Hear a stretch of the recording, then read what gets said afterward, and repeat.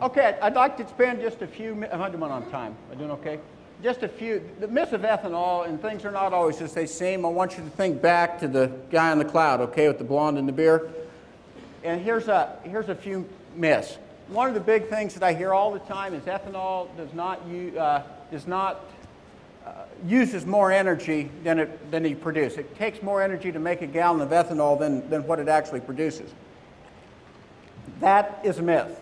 The reality, for every unit of energy that is used to produce a gallon of ethanol, you get 1.4 units of energy back out. Gasoline. Anybody know? For every unit of energy going in to crack and produce a gallon of gasoline, you get 0.7 units of energy back. Little fact that nobody wants to talk about, but cracking oil and making a refined fuel out of it is extremely energy intensive. Now, I don't know if you guys knew that or not, but that's something out there that it's a myth that's been out there for 5 years. It's not true. Number two, ethanol blends, they don't reduce gas mileage. I think I've heard, oh, if I use ethanol, I get less gas mileage. If you use E85, that's true, which is an 85% blend. I've asked people who are here and wiser and smarter than I am about E85, and it got pulled. You know where it came from? Somebody's, you know what, rear end. That single thing has done more to hurt our industry than I think just about any other thing. E85 is not the right blend to use. E20, E30, there is no mileage degradation at all. E85 there is.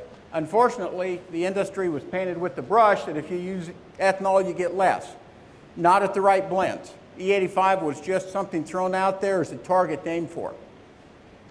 And by the way, that is one thing I will say with the blender's credit gone. I think E85, unless we want to continue to trade at a 50 or 70 cent discount to RBOB, which we won't be around if that happens, I think E85 is probably fuel of the past. It's just not economically viable. You have to trade it at enough discount to compensate for the lack of energy in it or the reduction in gas mileage. But E20, E30, for those of you that have blender pumps in your communities, it's a great fuel, and there's no reduction in efficiency. Ethanol blends are cleaner fuels. That's absolutely a true statement. Some people will say, no, they're dirtier. Let me tell you why they're dirtier. Ethanol is higher in octane than normal fuel. So what the oil companies have found is because it takes so much energy to crack fuel to get to an 86, 87 octane that they will not crack it as hard at an 83 or an 82 octane. And then they'll use ethanol to blend it up to make it a motor fuel. The problem is that cracking that takes it from 82 to an 83 to 87 gets rid of a lot of the noxious fumes and the particulates that would go out and pollute the environment. So it is true that if you were to look at some of the fuels out there compared to their counterpart, they are slightly dirtier. But that has nothing to do with the ethanol in it. It has everything to do with about the 10 to 12 cents a gallon that they save by not having to crack it so hard. One thing that I will say, volatility has increased. I think Emily talked about this. Used to be when you had a big carry-out of corn, you either had to get more cattle, export more hogs.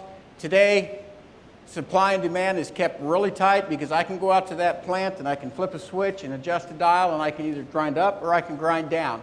That certainly has increased the volatility in the marketplace. The other thing I'd say, minimal impact on food prices. I hear this all the time.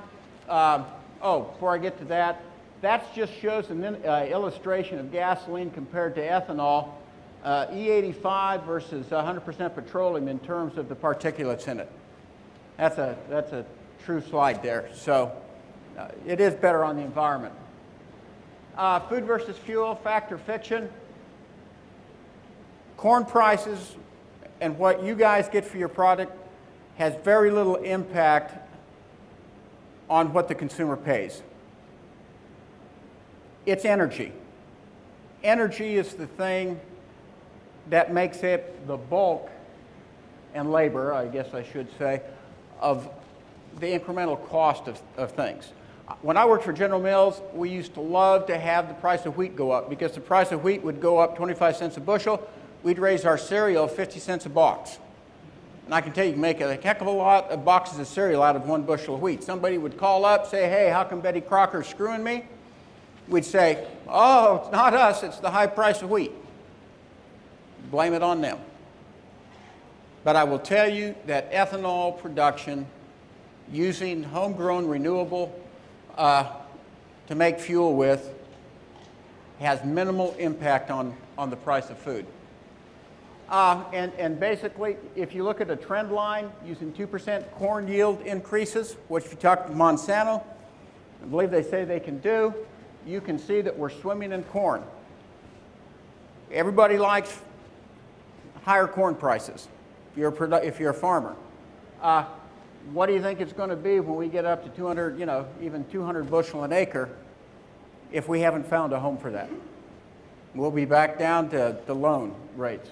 But anyway, just kind of a graph that points out that the using of ethanol in our current RFS2 standards does not significantly impact the supply to the point that it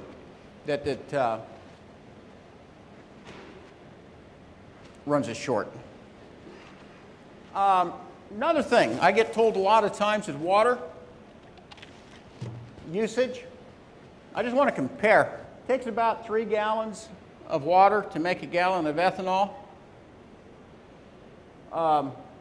And a gallon of that goes back out in the feed when we ship our feed. In our case, we ship our distiller's grain out wet. But just say you dry it, it's about 3 gallons. A pound of hamburger takes 3. But let's go down here, because this is a lot of utility.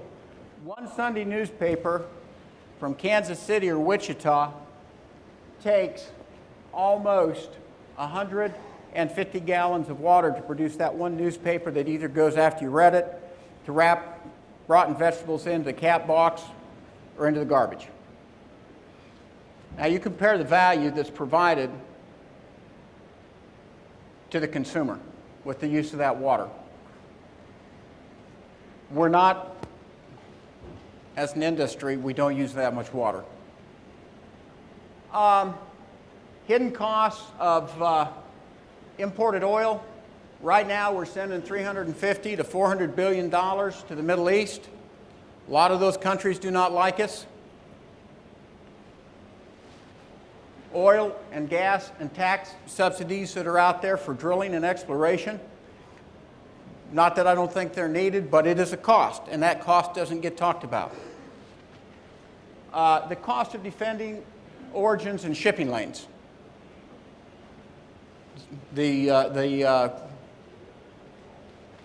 Help me out here. Strait of Hormuz, yeah. And the lost domestic jobs that could be here at home. And the last time I checked, we had an unemployment rate that was running a true unemployment rate around 12 or 13%. I debated whether to show you these next couple of slides. And I'm going to apologize to Andy right up front. This last year, Andy and I become pretty good friends, and well, it'll become self-explanatory, Andy, so I apologize that you have to live this again. But I want to talk with you a little bit about our biggest cost.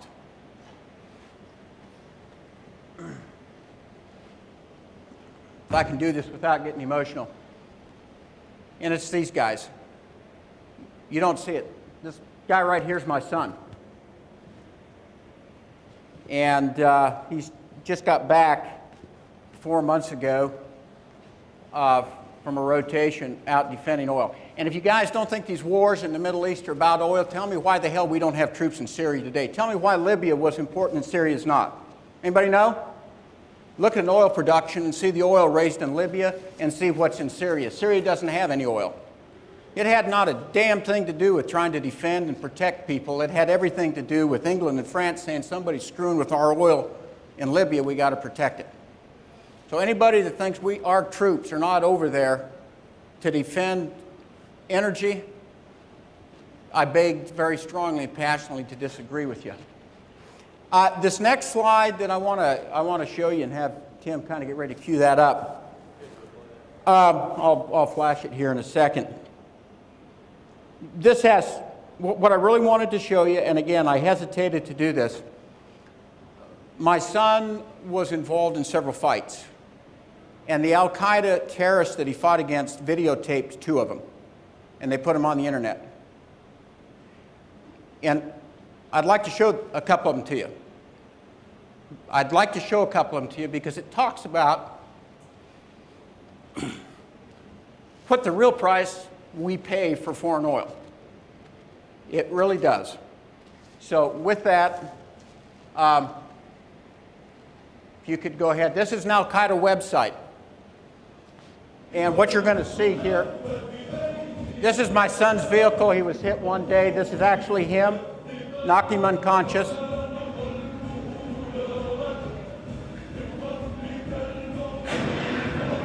That's their music. This next one was an ambush. My son was the number 2 vehicle. That was an explosion that hit him.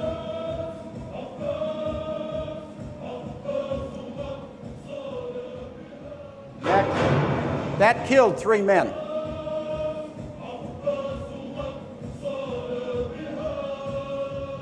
Now, if they show the whole thing, they'll go back and they'll show the first attack.